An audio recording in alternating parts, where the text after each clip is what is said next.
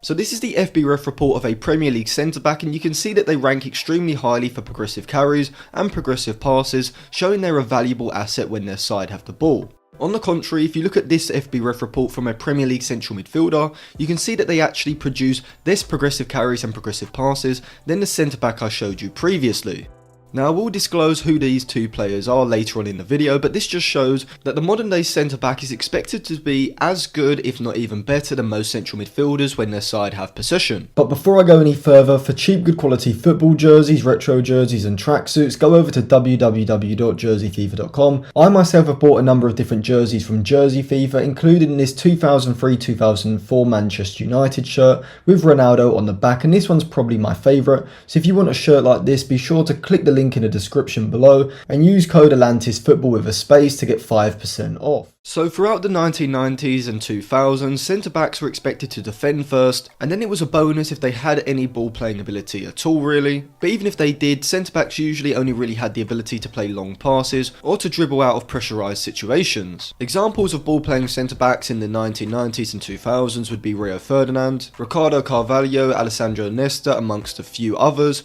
You could even say players like Ronald Koeman would fall into that bracket as well, even though I do think Koeman was very different to the others and was more of a sweeper libero kind of centre-back, and I may do an individual video about the libero centre-back in a future video, maybe looking at Ben White, who I do think falls into that category. But certainly throughout the 1990s and 2000s there were ball playing centre-backs around. However, their role has changed in the 2010s and even the 2020s as well, but there certainly wasn't as many because most sides would not be playing out from the back under high pressure. Most sides did look for longer passes rather than trying to build out from the back, as it was more of a direct style of play, and therefore the emphasis for centre-backs was much more on their defending and aerial abilities rather than their ability on the ball. But as we came into the late 2000s, it really was Pep Guardiola's style of play which changed the way modern coaches think about centre-backs. Guardiola would even go as far as to convert players like Javier Mascherano, who was a central defensive midfielder, into a centre-back, and then at Bayern Munich he would move David Alaba, who was much more of an offensive left-back, into that centre-back position to give his side that ball playing ability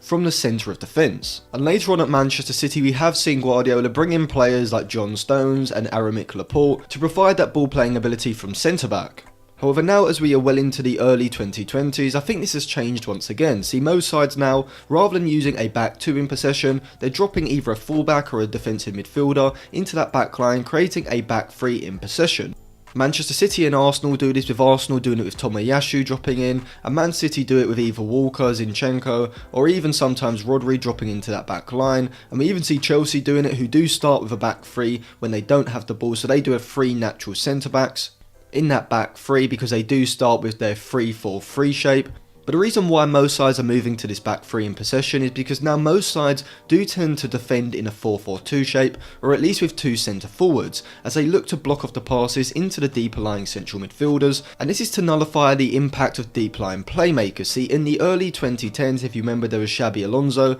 and Andrea Pirlo, and these players were getting on the ball in space because most sides had switched from a 4-4-2 shape to a 4-1-4-1 shape in order to have a central defensive midfielder nullifying the central attacking midfielder from the opposition, and therefore there was constant space in front of the midfield line, and this is where players like Xabi Alonso and Andrea Pirlo would thrive, as they were able to get on the ball and dictate play, progressing the ball forward with incisive or long passes forward. However, nowadays, coaches certainly know the impact of players like Rodri and Sergio Busquets on an opposition's ability to progress the ball forward, so they've taken certain measures to cut off the supply to the central deep lying midfielder of the opposition and stop their influence on the game. And this is why we now see sides defend in a narrow 4-4-2 shape, as Arsenal did against Manchester City, with the front two out of possession, which in this game was Odegaard and Lacazette, looking to cut off the passing lane into Rodri and not necessarily moving out to the centre-backs to pressurise them, instead preferring them to have the ball, but instead looking to stop Rodri getting on the ball, as Rodri is City's main creator from deep.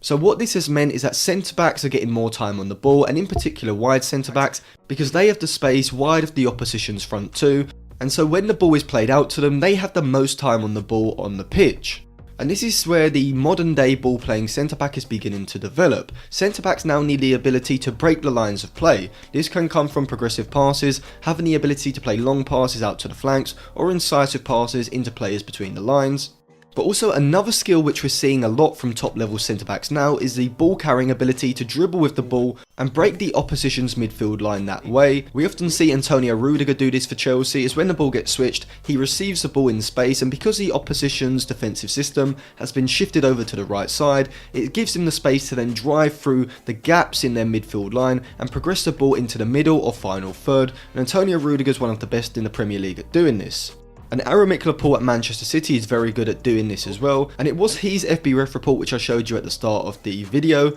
And if we look in detail at those progressive carries and progressive passes metrics, we can see how impressive he is. He ranks in the high 90s for both, completing 5.63 progressive passes per 90 over the last 365 days, whilst also completing 10.42 progressive carries. And the other FBref report which I showed you was from Scott McTominay, and if you look at the numbers, you can see that he's completing 4.63 progressive passes over the last 365 days and 4.97 progressive carries, meaning that Aramik Laporte, a centre-back, is completing more progressive passes and progressive carries than Scott McTominay. And so you can see why top level ball playing centre backs are so highly sought after, as particularly for possession based sides, they provide you the ability to progress the ball forward better than most central midfielders. And so if you have a player in your backline who can do this, particularly from a wider position such as Antonio Rudiger or Aramik Laporte's position on the pitch, then you give them the space to either play these incisive or long passes to progress the ball into the final third, which was an attribute that many ball-playing centre-backs in the 2010s did have. However, now we're seeing centre-backs with the ability to progress the ball forward by dribbling forward with it, as Antonio Rudiger and Aramik Laporte are able to do.